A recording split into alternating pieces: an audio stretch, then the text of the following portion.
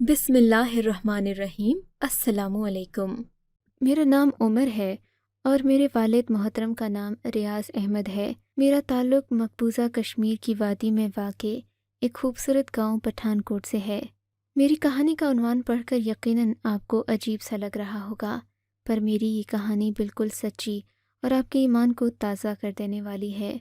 میری یہ کہانی سن کر آپ کو شاید ہی دنیا کی کسی خوبصورت سے خوبصورت عورت کا حسن لبھائے گا، یا دنیا کے مہنگے سے مہنگا کھانا بھی آپ کو آج کی کہانی سننے کے بعد پھیکا لگے گا۔ میں شروع سے ہی اپنے ہم وطنوں سے بہت محبت کرتا تھا۔ بیوہ عورتوں کی چیخو پکار اور آہیں میرے دل میں جیسے گھر کر گئی تھیں، اور میں ہر وقت انہی کے بارے میں سوچتا رہتا۔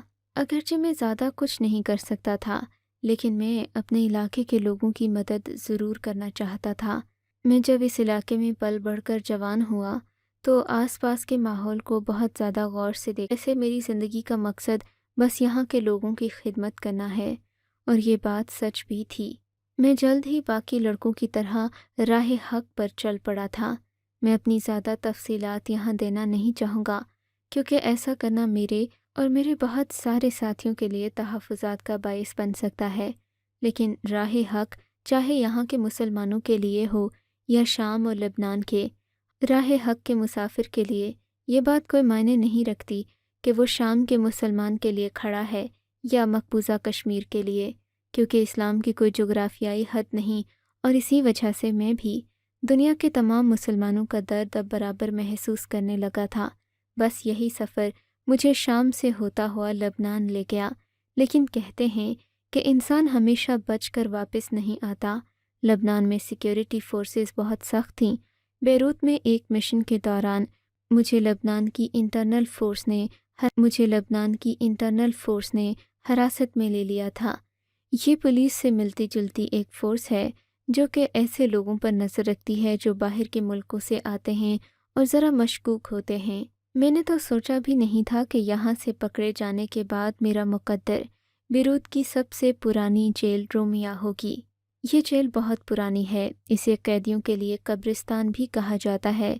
میں نے اس کے بڑے خوفناک قصے پہلے بھی سن رکھے تھے۔ لبنان کی اس جیل سے نہ ہی کبھی کوئی بھاگ کر نکلا اور نہ کبھی کوئی زندہ نکلا۔ اس جیل کے دہشت ناک قصے صرف بیروت میں ہی نہیں بلکہ پورے لبنان، شام اور ترکی کے علاقوں میں گردش کرتے ہیں، کیونکہ یہ وہاں کی سب سے پرانی جیل ہے اور ایک پہاڑی علاقے میں واقع ہے۔ یہاں سے کوئی بھاگ کر اس لیے بھی نہیں جا سکتا کہ آس پاس چاروں طرف خطرناک گھاٹیاں ہیں جن پر سے چڑھنا اترنا کسی غیر مقامی انسان کے بس کی بات ہی نہیں۔ کم و بیش یہ علاقہ بھی آزاد کشمیر اور مقبوضہ کشمیر جیسا ہے۔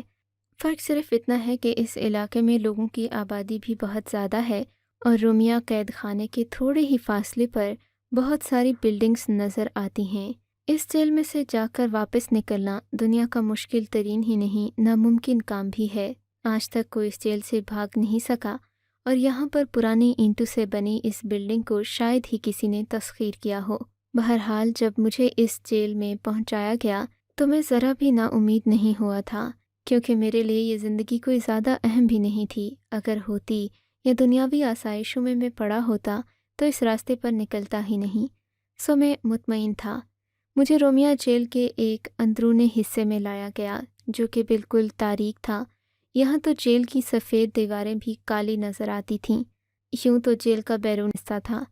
یہاں آ کر مجھے ایک اور بات جو کہ دل دہلا دینے والی تھی معلوم ہوئی، وہ یہ کہ یہاں 800 سے زیادہ جہادی قیدی ہیں، یعنی کہ میرے جیسے اور بھی راہ حق کے مسافر تھے جو اس جیل میں قید کاٹ رہے تھے۔ میرے لیے یہ بات بڑی حیرانی کے علاوہ خوشی کی تھی۔ مجھے یکدم اس جیل کی تاریک فضاؤں میں اپنائیت سی محسوس ہونے لگی تھی۔ میں ان لوگوں سے بات کرنا چاہتا تھا، مجھے عربی پر بھی عبور حاصل تھا، چاہتا تھا کہ ان میں سے کسی کے ساتھ گفتگو ہو جائے، مرنے سے پہلے اپنے کسی مومن بھائی کا چہرہ دیکھ لوں، مگر جو کچھ مجھے دیکھنے کو ملا وہ بہت مختلف تھا۔ ایک صبح 8 بجے آ کر جیلر نے مجھے خبر سنائی کہ لبنان کی حکومت کی طرف سے میری سزا کا فیصلہ سنا دیا گیا ہے۔ نہ ہی کوئی مدعی کو پیش کیا گیا، نہ ہی کوئی وکیل کیا گیا، बस मुद्दई को सज़ा दे दी गई और सज़ा भी छोटी नहीं। दुनिया की सबसे बड़ी और सबसे ख़तरनाक सज़ा यानी सज़ाए मौत। मैं सज़ाए मौत का कैदी बन चुका था। मेरे दिल में किसी किस्म का गम नहीं था, क्योंकि मोमिन के चेहरे पर ना ही कभी खुशी के तासुरात होते हैं तो ना कभी गम के, बस एक संजीदगी छाई रहती है। और मेरे साथ भी वही मामला था। जेलर की बात सुनकर ना मैं परेशान हुआ, ना ही मैं उसके आगे गिड़गिड़ाया कि मेरे लिए रहम की अपील करो। मैं चुपचाप अपनी नमाज की नीयत करके खड़ा हो गया। वो जेलर मुझे देखकर बुड़बुड़ाता हुआ वहाँ से चला गया। मैं ये भी नहीं जानता था कि मेरी सज़ाए मौत कब अमल में लाई जाएगी और कब मेरी रूह इस दुनिया से परवास कर जाएगी। मैं तो बस आगे के सफ़र के बारे में सोच रहा था। तभी मेरे सेल का दरवाज़ा दोबारा से खुला और एक बूढ़ा आदमी कमरे के अंदर दाखिल हुआ। वो मुझे शायद समझाने आया था। उसके चेहरे पर सफ़ेद दाढ़ी के बाल थे जो कि उसने शेव कर रखे थे। चेहरे पर नूर नहीं था, लेकिन हाँ, वो सेहतमंद नज़र आता था। उसने मुझसे अरबी में बात की और कहा कि बेटे, अभी भी वक्त है, तुम सुधर जाओ। तुम जिस रास्ते पर चल निकले हो वो रास्ता हक़ का नहीं है, बल्कि बर्बादी और तकलीफ़ का है। तुमने जो कुछ भी किया है गलत किया है। असल में इसमें तुम्हारा कसूर भी नहीं, तुम्हारी रहनुमाई गलत की गई है।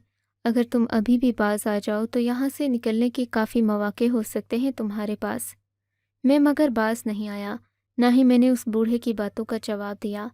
बस एक ही बात कही कि मौत अटल और बरहक है, वो मुझे आनी ही आनी है, चाहे मैं इन शैतानों के साथ सौदेबाजी करूं या फिर अल्लाह के रास्ते पर चलूं। मौत को मुझ तक आने से कोई नहीं रोक सकता। वो बूढ़ा सर हिलाता वहाँ से चला गया था। मैं बस अपनी मौत का इंतज़ार कर रहा था कि रात के तकरीबन 10 बजे मैं आग के नथनों से टकराई थी। मैं समझ गया कि ये कोई औरत है। उसके कदमों की कोई आवाज़ नहीं आई थी। वो कदम बहुत ही नर्म थे। सारी ज़िंदगी मर्दों में लड़ते गुजार कर मैं अब औरत और मर्द की मौजूदगी में भी फ़र्क महसूस कर सकता था। मैं पीछे नहीं मुड़ा। मुझे अपने ईमान को मजबूत रखना था। मुझे हुक्म दिया गया है कि मैं आपको दूसरी जेल में लेकर जाऊं। उसकी आवाज़ की नरमी बता रही थी कि वो जेल के अमले में से नहीं है, बल्कि ये औरत बाहर से बुलाई गई है। मैंने पीछे मुड़कर नहीं देखा। तभी वो मेरे करीब आ गई और जैसे मेरे हाथ को थामा तो मुझे लगा कि मैं किसी लाश की तरह सर्द पड़ गया हूँ। शर्मिंदगी थी कि मेरे सर से होती पा तक जा रही थी। शर्माओ मत प्यारे लड़के, मेरे साथ चलो, उसने एक ख़ास अदा से अरबी ज़ुबान में कहा। मुझे वहाँ से लेकर जाने लगी तो मैंने उसका हाथ झटक दिया। मैं खुद चल सकता हूँ, मैंने उससे कहा, और फिर खुद ही जेल के दरवाजे से बाहर आ गया। मैं समझ गया था कि जेल की इंतज़ामिया को मुझ पर तरस आ रहा है। मेरे आखिरी वक्त को थोड़ा मिठास से भरना चाहते हैं, इसीलिए इन्होंने ये औरत भेजी है ताकि मुझे तख्ता दार तक लेकर जाए। मगर इस सब से मैं खुश होने वाला कहाँ था। मैं बस अपनी मौत का इंतज़ार कर रहा था। कलिमा तैयबा का विर्द करता मैं उस औरत के पीछे पीछे चल रहा था। वो मुझे रास्ता दिखा रही थी।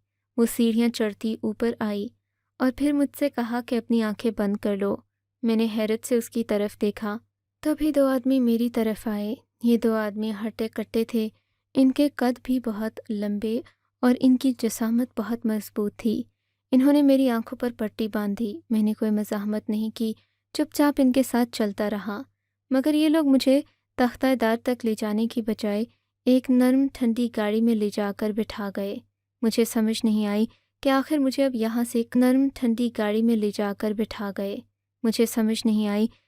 मुझे अब यहाँ से कहाँ मुंतकिल किया जा रहा है। क्या इससे भी कोई अगली और सख्त जेल है जहाँ पर मुझे रखा जाएगा? मैं दिल में सोचने लगी। गाड़ी में वही मखसूस भीनी भीनी खुशबू आ रही थी। तकरीबन 5-6 किलोमीटर का सफ़र होगा, जिसे तय करने के बाद गाड़ी रुकी।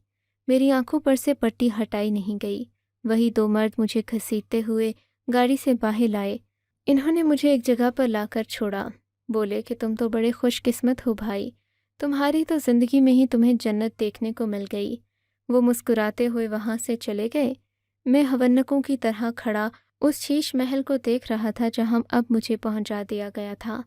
इस महल में तो रेशमी पर्दे लटक रहे थे, मखमली बिस्तर और औरतें इतनी हसीन کہ مجھے واقعی میں جنت کا گمان ہونے لگا۔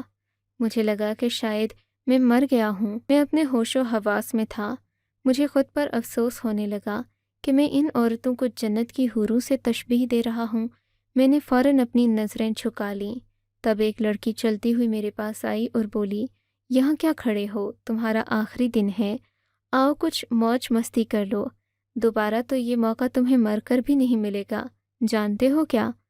میں اس کی بات پر ہنسا نہیں تھا، میرے چہرے پر سکوت طاری تھا اور ان عورتوں کو دیکھ کر مجھے گھن آ رہی تھی۔ سچ کہوں تو میں نے عورت کے روپ میں ہمیشہ بس اپنی والدہ اور بہن کو ہی دیکھا تھا، جن کے چہرے سے نور ٹپکتا تھا۔ ان عورتوں کی چمڑی تو سفید تھی، پر چہرے پر نور نام کی کوئی چیز نہیں تھی۔ ان کے پاس مجھے لبھانے کے لیے بہت ادائیں تھیں، مگر میں نے تو کبھی عورت کے اس روپ کے بارے میں تصور تک نہیں کیا تھا، تو میں اسے اچھا کیسے سمجھ سکتا تھا؟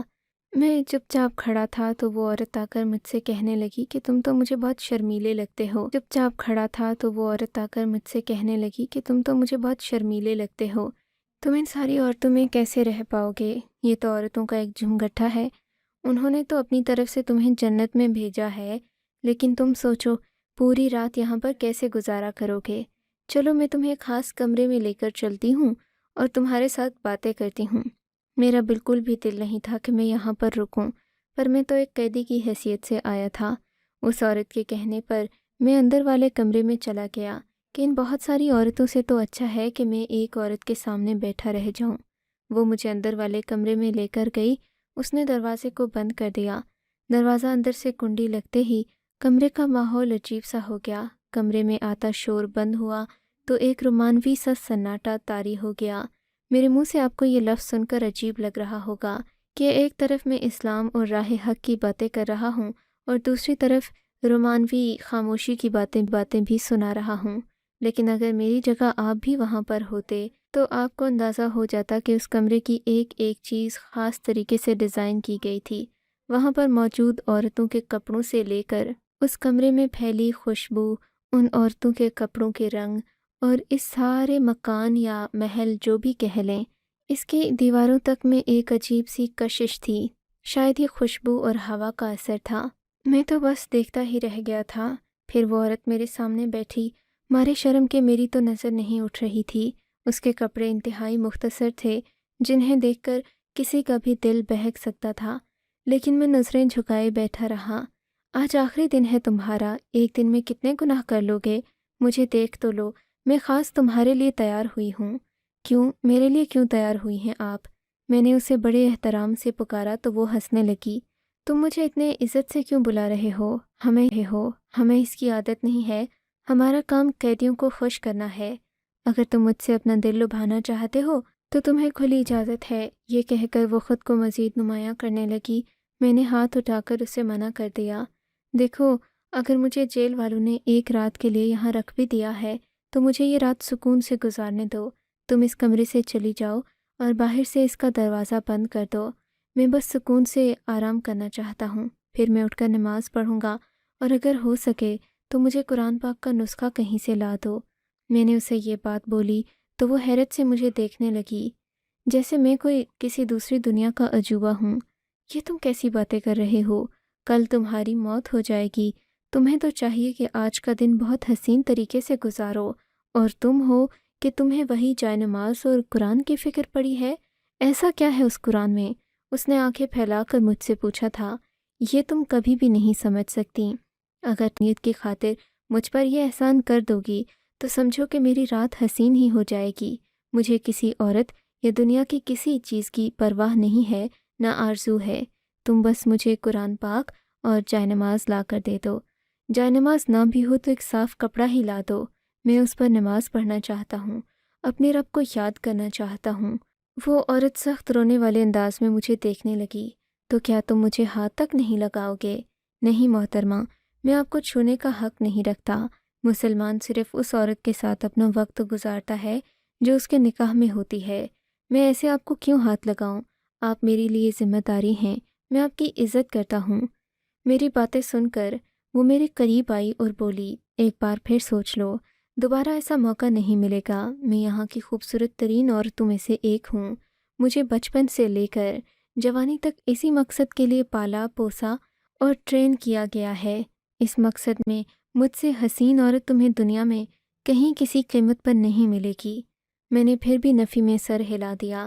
خدا کے لیے آپ میرے قریب مت آئیے، میں نے اپنا آپ بچاتے ہوئے کہا تو وہ وہاں سے نکل گئی۔ میں نے اس کے ہاتھ کی طرف دیکھا جس میں سفید ریشمی کپڑا تھا اور اس میں قرآن پاک کا نسخہ تھا۔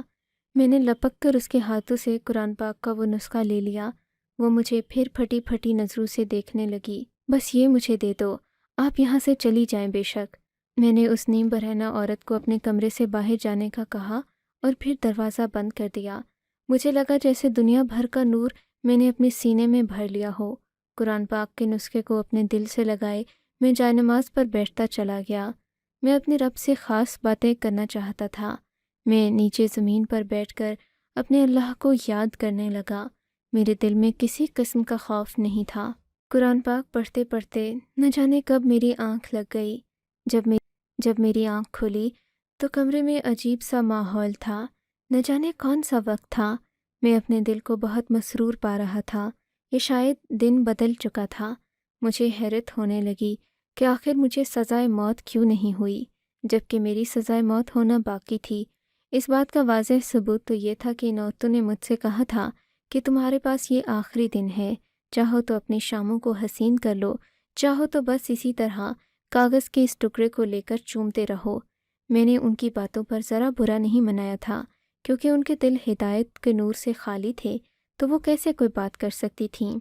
تھوڑی دیر کے بعد کمرے کا دروازہ کھلا اور وہی لڑکی اندر داخل ہوئی۔ تمہارے لیے ایک اور خوشخبری ہے، اس نے بڑے ہی دل لبھانے والے لہجے میں کہا۔ میں نے فوراً اپنی نظریں جھکا لیں۔ وہ یہ کہ تم اب جب تک یہاں چاہو رہ سکتے ہو۔ وہ میرے انتہائی قریب آ کر بیٹھ گئی۔ میں یہاں بلنا چاہتا، یہاں میرے ایمان کو خطرہ ہے۔ تم اپنے حکام سے کہہ دو کہ مجھے جلد سے جلد میری سزا دے دیں۔ میری بات سن کر وہ ہنسی اور بولی، اچھا کیا تمہیں بھی یہی لگتا ہے کہ جنت میں 72 حوریں تمہارا انتظار کر رہی ہوں گی؟ ٹھیک کہتے ہیں ہمارے بڑے کہ تم لوگوں کو حوروں کا لالچ دے کر ہر طرح کا کام کروایا جا سکتا ہے، اسی وجہ سے تم لوگ بڑے سے بڑا کام کرنے پر آمادہ ہو جاتے ہو۔ دیکھو مجھ میں کیا کمی ہے، تم مجھ سے بھی وہی خواہش پوری کر سکتے ہو جس کے لیے تم نے اتنا سب کچھ کیا، لوگوں کی جانیں لیں، اپنے آپ کو خطرے میں ڈالا، اپنے ماں باپ کو بھول گئے۔ میں بھی تو بالکل ویسی ہی ایک حسین عورت ہوں، تم عورتوں کے لالچ میں ہی تو یہ سب کچھ کرتے ہو نا۔ اس کی بات سن کر میں نے اس کی آنکھوں میں پہلی بار دیکھا۔ میری آنکھوں میں غضب اور اللہ کے خوف کے علاوہ کچھ بھی نہیں تھا۔ اگر مجھے اتنی چاہ ہوتی عورت کی تو میں تمہیں نظر بھر کر دیکھ لیتا، لیکن میں نے ایسا نہیں کیا۔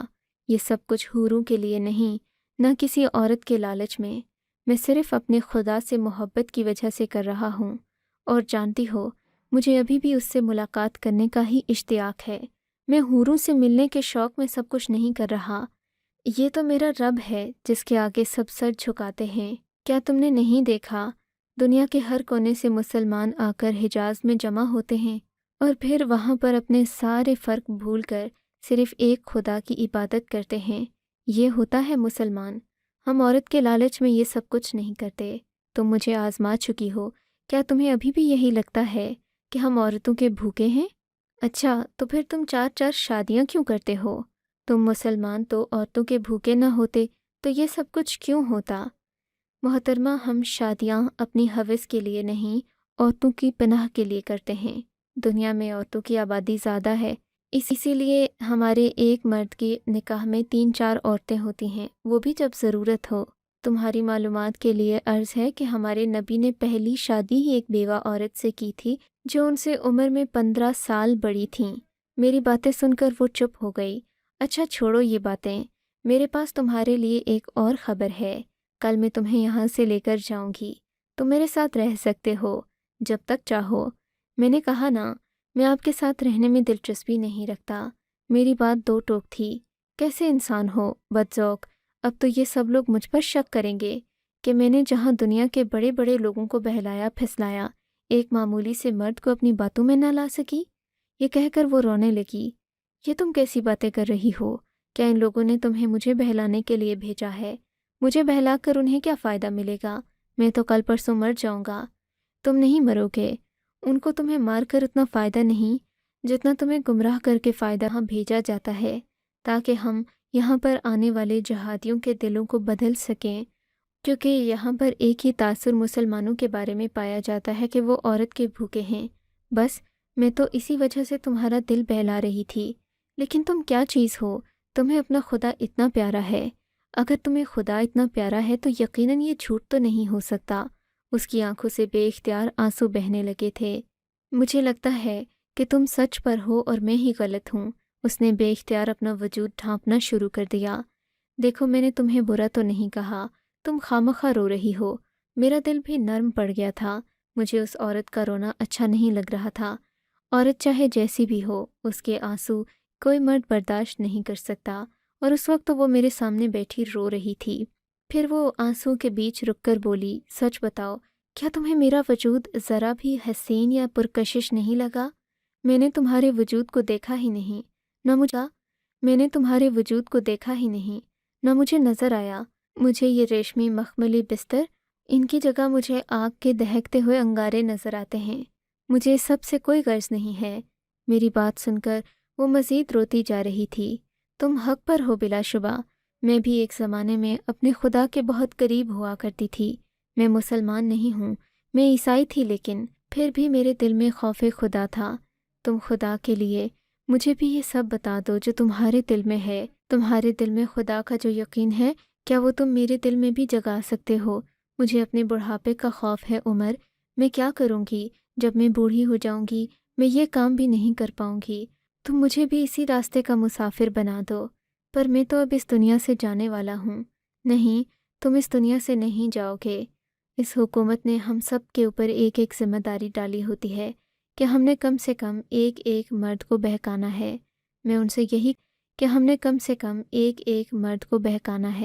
میں ان سے یہی کہوں گی کہ تم میرے ساتھ رہ رہے ہو، ہم یہاں سے بھاگ چلتے ہیں۔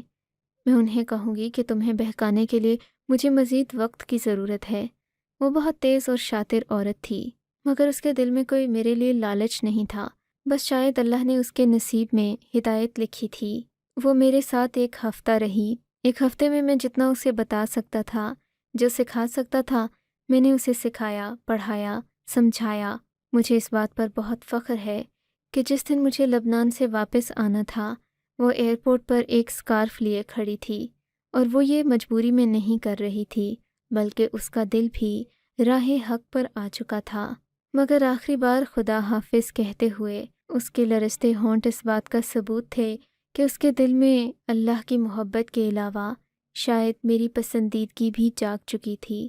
لیکن ہمارے درمیان جو فاصلے، اس وجہ سے ہم دونوں اپنی اپنی راہ حق پر چل پڑے۔ میری اللہ سے دعا ہے کہ وہ ہمیشہ سیدھے راستے۔ آپ کو اگر یہ کہانی اچھی لگی ہے تو اس ویڈیو کو لائک کیجیے، اور اس طرح کی مزید کہانیاں سننے کے لیے ہمارے چینل کو ضرور سبسکرائب کیجیے۔ کہانی سننے کا شکریہ۔ آپ سے ملاقات ہوگی اگلی ویڈیو میں۔ تب تک کے لیے اللہ حافظ۔